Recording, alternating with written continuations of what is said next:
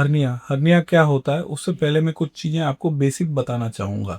जैसे हम abdominal muscles, mobile organs, fixed organs इसकी कुछ बात करने वाले हैं। वो बात किस रेफरेंस में है? वो बात इस हर्निया टॉपिक के रेफरेंस में है।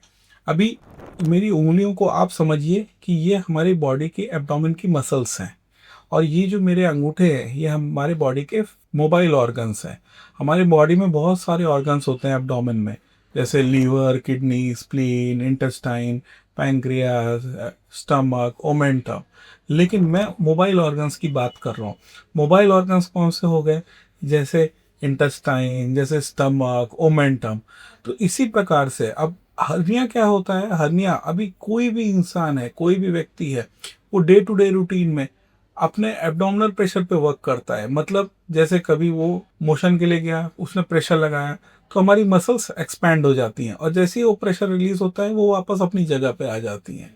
सिमिलरली कभी किसी ने हैवी वेट उठाया, तो फिर से एब्डोमिनल प्रेशर बढ़ गया, और वापस जैसे ही वो प्रेशर रिलीज हो गया मसल्स अपनी जगह पे आ गई।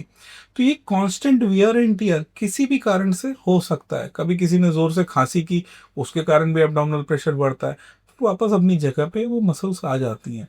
तो ये कांस्टेंट वियर एंड टियर चलता रहता है थ्रू आउट लाइफ।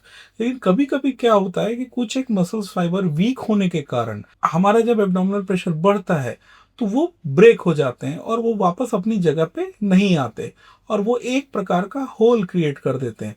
ये होल जो होता है इसको हम बोलते हैं डिफेक्ट। और जब दोबारा से ये एब्डोमिनल प्रेशर बढ़ता है, क्योंकि अगर मान लीजिए हमें हर्निया हो गया, तो ऐसा तो नहीं कि हमको खांसी नहीं आएगी, या हम मोशन के लिए कभी कभी जोर नहीं लगाएंगे, या कभी हम भारी नहीं उठाएंगे।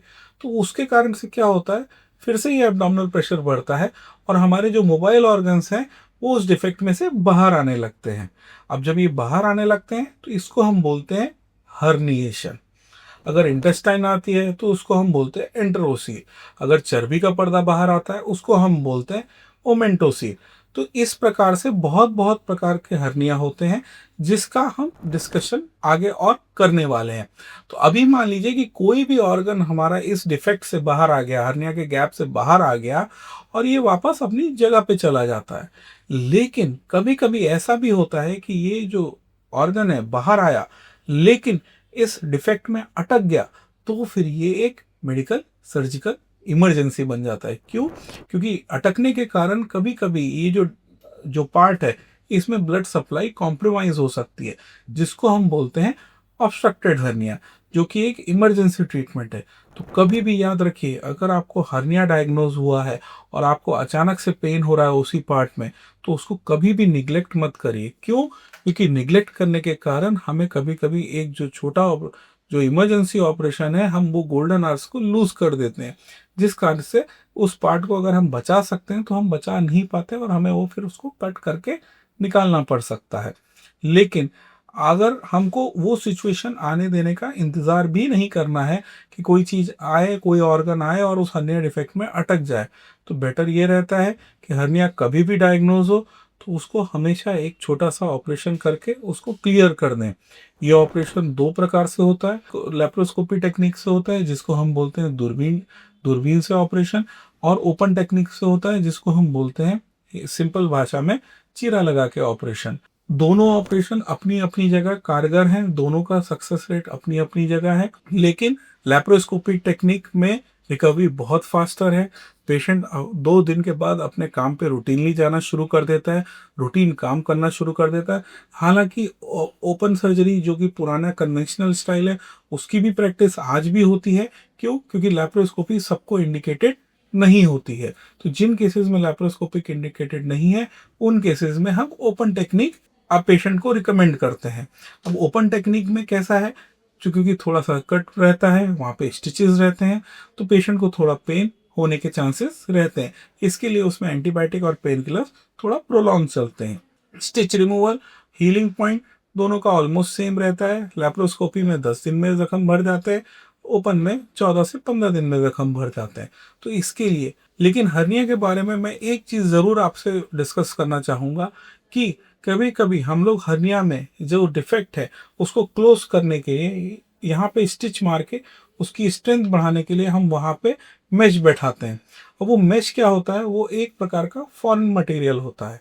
और वो मेश कभी कभी आउट ऑफ 1000 पेशेंट्स 1 या 2 पेशेंट्स में इन्फेक्ट हो जाती है, लेकिन उसके लिए भी टेंशन लेने की ज़रूरत किसी को नहीं ज़रूरी है। क्यों? क्योंकि अगर वो मिस इन्फेक्ट हुई, अगर सिंपल इन्फेक्शन है तो वो मेडिसिन से भी मैनेज हो सकता है। लेकिन अगर वो इन्फेक्शन बढ़ गया तो एक छोटा सा ट्रीटमेंट करके हम लोग मेश रिट्रीवल का काम करते हैं। लेकिन उसके लिए घबराने की ज़रूरत नहीं है, क्योंकि ये ज़रूरी नहीं कि हर पेशेंट को हर्निया की मेश में इन्फेक्शन हो।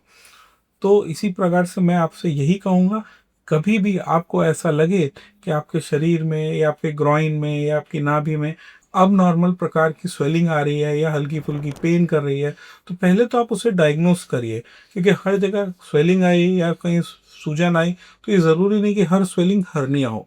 तो हम उसके लिए प्रॉपर सोनोग्राफी या प्रॉपर स्पेशलिस्ट को दिखा के कौन सा टेस्ट रिक्वायर्ड है वो करना बहुत ज़रूरी होता है। क्यों? क्योंकि उससे हमें आगे के लाइन ऑफ ट्रीटमेंट के बारे में पता चलता है। सो इसी नोट पे मैं आपको यही सजेस्ट करूँगा कि अगर कभी भी आपको ऐसा लगे कि इस प्रकार का कुछ तकलीफ हो रहा है, तो प्लीज़ प्रॉपर एक स्पेशलिस्ट को ज़रूर दिखाएं या फील फ्री करें मुझे मैसेज करने के लिए। Stay fit, stay healthy. Thank you so much.